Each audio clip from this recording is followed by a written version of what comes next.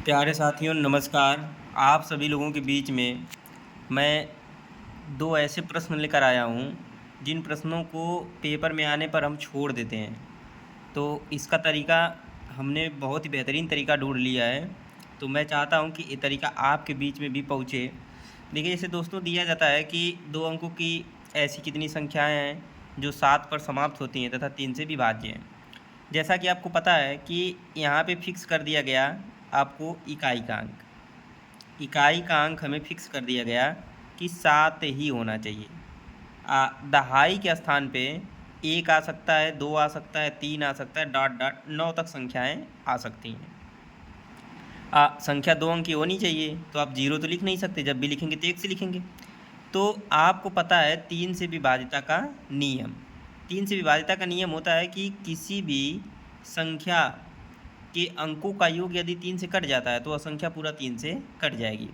तो अब आपको क्या करना है कि 7 में कितना जोड़ दें कि 3 से कटने वाली संख्या आ जाए। तो देखिए, 7 में अगर आगे हम जोड़ेंगे, आगे जोड़ेंगे, पीछे नहीं जोड़ना, आगे से। देखिए, अगर हम 7 में 2 जोड़ते हैं तो हमें यहाँ से 9 मिलता है, जो कि 3 से कट जाएगा। यानी कि एक संख्या तो हमारी हो गई 27, जो कि 3 से विभाज्य है। दूसरा, 7 में हम क्या जोड़ें कि यहाँ पे कोई ऐसी संख्या है जो 3 से कट जाए।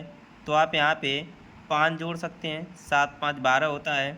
ये भी आसानी से 3 से कट सकता है। यानी कि हमारी दूसरी संख्या हो गई 57।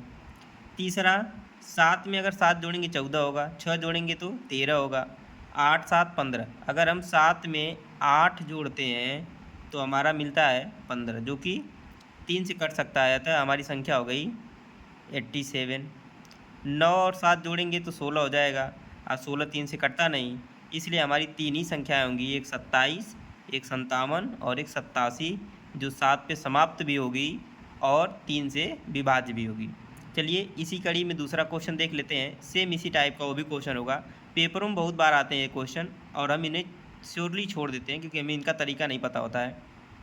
देखिए, दिया गया है 2 अंकों की ऐसी कितनी संख्याएं हैं जो 5 पर समाप्त होती हैं तथा 3 से विभाज्य हैं। तो देखिए, इकाई का अंक हमें फिक्स कर दिया गया 5। अब आगे हमें एक ऐसी संख्या लिखनी है कि उसका योग जो है कि 3 से कटने वाली संख्या हो जाए। तो पहले ही संख्या तो हम 1 लिख सकते हैं, यहाँ से आ जाएगा 6। संख्या हो जाएगी हमारी 15, जो कि 3 से विभाज्य है। इकाई पे 5 है, 2 अगर रखेंगे तो 7 होगा, 3 रखेंगे तो 8 होगा, 4 रखेंगे तो 9 हो जाएगा। यानी कि हम यहाँ लिख सकते हैं 4 + 5, ये भी आएगा आपका योग, ना आएगा 9, और संख्या हो जाएगी हमारी 45। ये भी 3 से विभाज्य है। अगर हम 5 रखेंगे 10 आएगा, 6 11, 7 रखेंगे तो 12 आएगा। यानी 7 + 5 अगर हम करते हैं तो यहाँ आएगा 12, ये 3 से विभाज्य होगा। हमारी संख्या होगी 75, ये भी 3 से आसानी से कट जाएगी।